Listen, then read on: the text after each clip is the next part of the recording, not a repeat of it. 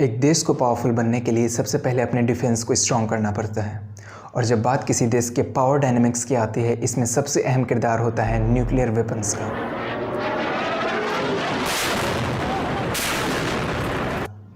आज इस वीडियो में हम जानेंगे कब, क्यों और कैसे इंडिया एक न्यूक्लियर पावर कंट्री बना and also one of the most powerful countries in the world. जय हिंद दोस्तों। ईयर 1962 इंडो चाइना वॉर, जब चाइना भारत पे अचानक से हमला कर देता है जिसमें भारत पूरी तरह हार जाता है।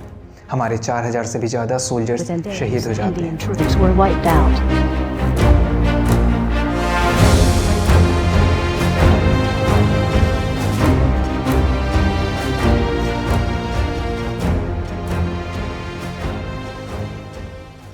और इसके महज 2 साल बाद ही ईयर 1964 में चाइना एक सक्सेसफुल न्यूक्लियर टेस्टिंग भी कर लेता है। भारत अभी इस लॉस से गुजर ही रहा होता है कि तभी ईयर आता है 1965 एंड 1971। इस बार पाकिस्तान भारत पे हमला कर देता है। तलवार की नोक पर या एटम बॉम्ब के डर से कोई हमारे देश को झुकाना चाहे, दबाना चाहे, ये देश हमारा दबने वाला नहीं।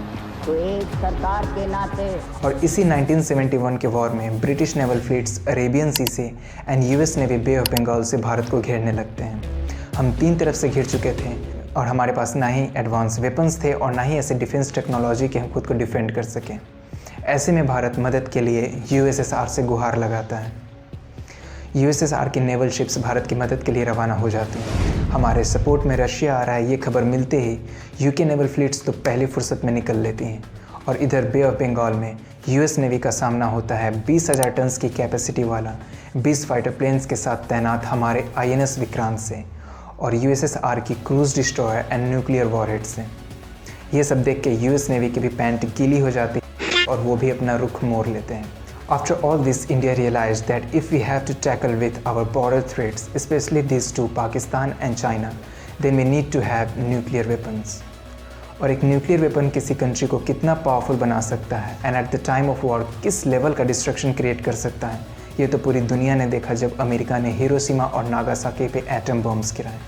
वैसे तो भारत का कभी ऑब्जेक्टिव नहीं था न्यूक्लियर वेपन बनाने का, बट न्यूक्लियर वेपन कंट्रीज़ के लिस्ट में हमारे राइवल चाइना के शामिल होने के बाद इंडिया पे ये प्रेशर बन चुका था that we need to develop our defence system. India को न्यूक्लियर पावर कंट्रीज़ के लिस्ट में शामिल कराने का श्रेय जाता है भारतीय nuclear physicist Homi J Bhabha को, जिन्होंने कांग्रेस एंड जवाहरलाल नेहरू को कन्विंस किया कि देश को न्यूक्लियर की कितनी ज़रूरत है। Although Jawaharlal Nehru approved this initiative, but he also mentioned clearly in Parliament that India will never make any nuclear weapon and will only use nuclear sources for peaceful developments. अब opposition से लेकर ruling party और सभी scientist तक का भी यही मानना था that India should proceed for nuclear, ताकि ज़रूरत पड़ने पर हमें किसी दूसरी देश के सामने हाथ जोड़ने की ज़रूरत ना पड़े।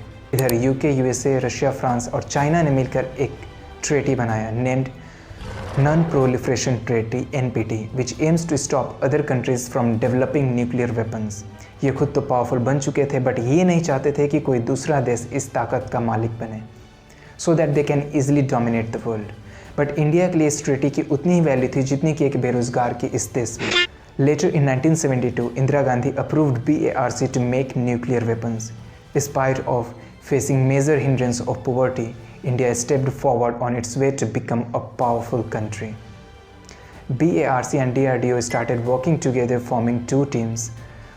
One team was led by director of BARC Raja Ramanna and the other by director of DRDO BD Nag Chaudhary.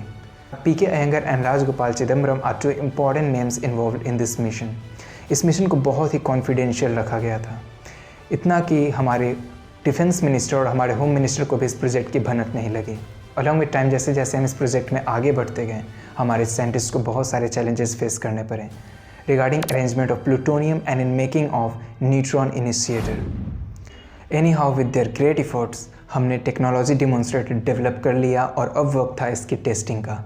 Testing के लिए राजस्थान के पोखरण को चूज़ किया गया बिकॉज इस तरह की एक्सप्लोजिव टेस्टिंग हम सिविलियंस के बीच रह के तो नहीं कर सकते। हमारे प्रशिक्षण सफल रहा और अखबार में इस बात की खबर आते ही कई देशों के होश उड़ गए। कई देशों ने अपनी नाराज़गी ज़ाया करते हुए इंडिया पे बहुत सारे इकोनॉमिक सैंक्शंस इम्पोज कर दिए। इवन कनाडा ने हमारी इस अचीवमेंट को क्रिटिसाइज़ करते हुए इंडिया के साथ सेटअप होने वाले रिएक्टर प्रोजेक्ट से भी बैकआउट कर लिया। देश भर से आ रहे इस क्रिटिसिज्म को डिफेंड करते हुए इंदिरा गांधी ने कहा कि ये बस एक पीसफुल एक्सप्लोजन था और हमारा कोई इरादा नहीं है न्यूक्लियर वेपन्स बनाने का, बट इन फ्यूचर अगर भारत को इसकी ज़रूरत पड़ती है then we will definitely proceed for it. Well, ये तो बस एक टेक्नोलॉजी डिमॉन्स्ट्रेटर की टेस्टिंग थी, असली क्लाइमैक्स तो अभी बाकी था। May 1988 when Atal Bihari Vajpayee organised a meeting at South Block, जहाँ वो APJ अब्दुल कलाम, लाल कृष्ण आडवाणी और R चिदम्बरम के साथ मीटिंग करते हैं और एक प्रॉपर प्लानिंग, एक प्रॉपर स्ट्रेटजी के साथ लॉन्च होता है हमारा नेक्स्ट ऑपरेशन शक्ति। ऑपरेशन स्माइलिंग बुद्धा की टेस्टिंग के बाद पूरी दुनिया की नज़र भारत पे थी। They just anyhow wanted to stop us from becoming a nuclear power. Specially USA की इंटेलिजेंस एजेंसी CIA ने अपने स्पाई सैटेलाइट्स पोखरन के ऊपर सर्वेलियंस के लिए छोड़ रखे थे, बट हमारे साइंटिस्ट ने इसका भी एक स्मार्ट सॉल्यूशन निकाला। उन्होंने सैटेलाइट की टाइमिंग को ऑब्जर्व करना शुरू किया और जिस वक्त मिनिमम चांसेस होते थे स्पाई सैटेलाइट्स के इस रेंज के ऊपर आने पे, उस वक्त वो आर्मी के यूनिफॉर्म में अपने टास्क को अंजाम देते थे और वहाँ की सिक्योरिटी भी काफ़ी कम कर दी गई थी ताकि CIA को कुछ शक ना हो कि इंडिया में क्या खिचड़ी पक रही है।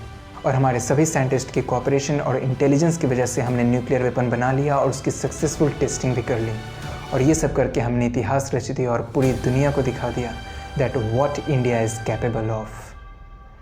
That's all for today. I hope आपको वीडियो अच्छा लगा हो। अगर आपने इस वीडियो से कुछ सीखा तो प्लीज़ मुझे सपोर्ट करें और आपको नेक्स्ट वीडियो किस टॉपिक पे चाहिए drop in comments. So please like this video, subscribe to my channel and hit the bell icon so that you get the notification of my new videos. Thank you and Jai Hind.